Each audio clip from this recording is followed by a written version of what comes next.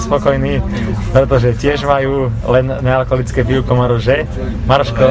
A Maroš, ináč môžem povedať, aj keď to bude pozerať náhodou Jožko Rozencvajk, že je rád, že ide na sústredenie, lebo si oddychne od futsalu, lebo ako sa sám vyjadril, má toho v poslednej dobe dosť. No a tuto, aby som pána Jožka troška upokojil, takisto Lukáško ako jediný, ktorý není plnoletý, si dal 12 pivko. Áno, takže Jožko a pani Košiarová sa ako volá? Pani Danka, môžete byť spokojná, Lukáša mám priamo pod kontrolou.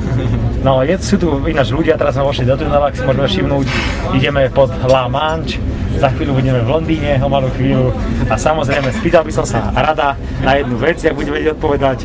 Po A, gubka stojí 50 centov, po B, viac ako 50 centov, po C, viac ako 2 eurá. Rado, správna odpoveď je? Čo? Gubka, rybka.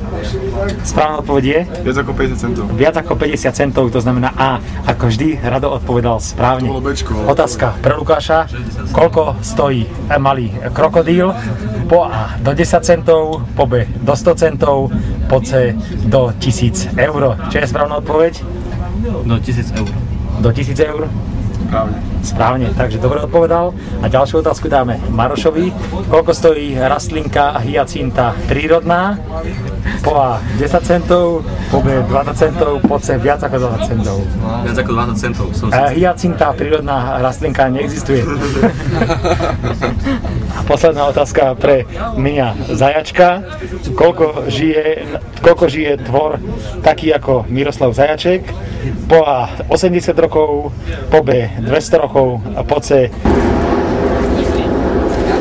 Vážení priatelia, presúvame sa do stanice Liptovský Mikuláš a v tomto kúpe môžeme vidieť hazardérov. Samozrejme, po otcovi Jurajovi najväčší hazardér je tu Michal Stalmašek, žiak prvého ročníka počítačových sietí Stredného odborného učilišťa energetického, ktorého žiak, respektíve profesor inžinier František Chvíľa si necháva týmto žiakom, študentom Stalmaškom vysávať kabinet.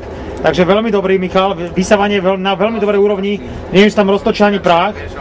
Potom tu máme syna mesiara Igora Ráza, poprosím Romana uhol, áno, vidno to, ale bohužiaľ Igor, nevidím tie klobásy, ktoré doma robíš, lebo ten syn je chcíňalý chučí, ale je po chorobe, to je pravda. No a tuto vidíme syna pána Vendelína Šmehíla, Tomáša, ale môžem povedať, pán Vendelín, že naozaj sa staráte príkladne o syna, lebo naozaj je to chlap ako lovinský štít, by som povedal, do ktorého sa práve chystáme. No a potom je tu Romanko, to je tiež také pochudlé, ale to bude pani Mužíková asi kvôli tým cigaretám, si myslím, že hlavne. Ja si myslím, že tých 12 denne to je už dosť na takéhoto malého chlapca. No a potom tu je pani Alica Miňo, ale myslím si, že toho netreba bližšie predstavovať. Prechádzame do kúpe číslo 4. A tu máme hasiča, pani Lida Kampcová, dnes zatiaľ to je v poriadku, Lukáš poslúcha, tam je večierka, pán Viečorek, môže zakývať, pani Viečorková, zatiaľ to je dobre, žiadna inekcia nemusí byť, ako zdravotná sestra by ste mu mohli pichnúť jednu, že? A Tomáš Kostelanský, myslím si, že je nadopovaný vitamínami Valmark, pani Kostelanská, ďakujem pekne.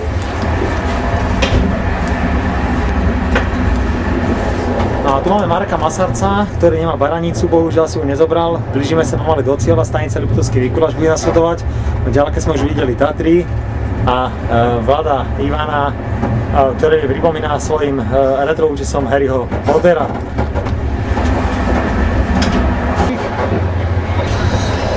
Tu máme ďalších chlapcov, ktorí už vyhodili všetkých spolucestujúcich, ktorí im nepasovali a už sú tu sami, naozaj cítia sa tu ako vo obývacej izbe. Poprosil by som, keď rozpráva by bola vypnutá akákoľvek hudba a rôzne ďalšie inštrumenty. Žijú si tu na vysokej nohe, majú reproduktory značky Siemens, jak si môžeme pozrieť. Samozrejme Coca-Cola nesmie chýbať Sprite a nesmie chýbať Stanov účes a la Punk.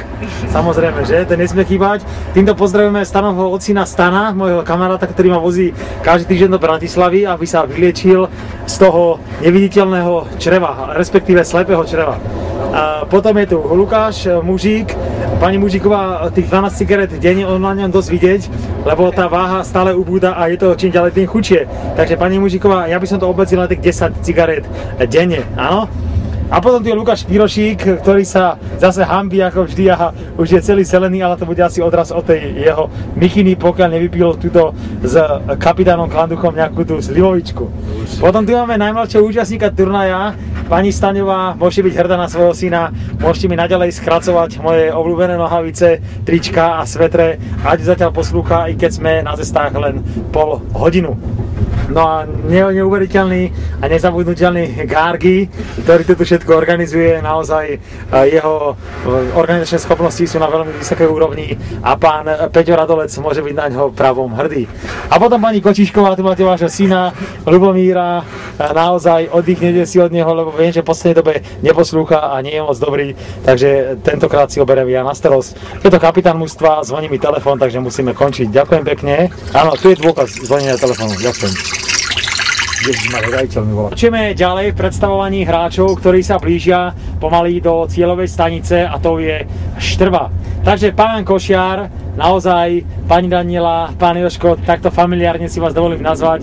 Môžete byť hrdí na tohto chlapca, i keď sem tam naozaj ma hnevá byť minuloročná zimná príprava, kedy mi oplul auto svojimi slinami, ale počas DNA zistilo sa, že to nie sú jeho sliny, ale sú to sliny tu prítomného Maroša Cesneka, ktorý sa za toto všetko ospravedlnil. Naozaj, Marošové ospravedlnenie som prijal. Maroš, povedz teraz odkaz ako najskúsenejší a naozaj tento hráč, ktorý tu vidíte, vzhľadom k tomu, že Juro Kopča nešiel s nami na toto sústredenie, je hráč jediný, ktorý je najdlhšie v tomto klube. Najdlhšie v doraste hráva Maroš. Áno, Lukáš, môžeš to potvrdiť? Áno, 4. rok Marošová sezóna. Pamätám si ho, keď ako malý, neskúsený by som pomlčal, pretože bol odchovaný z MŠK Žilina, ale vyzrašený Benjamínok prišiel na zápas do Varína a odohral, dokonca v tomto zápase sa zranil. Alebo Michal sa zranil? Michal sa zranil. Maroš, si spokojný v tomto klube? No však áno, za 4 roky som zažil 3 ligy, čiže poznám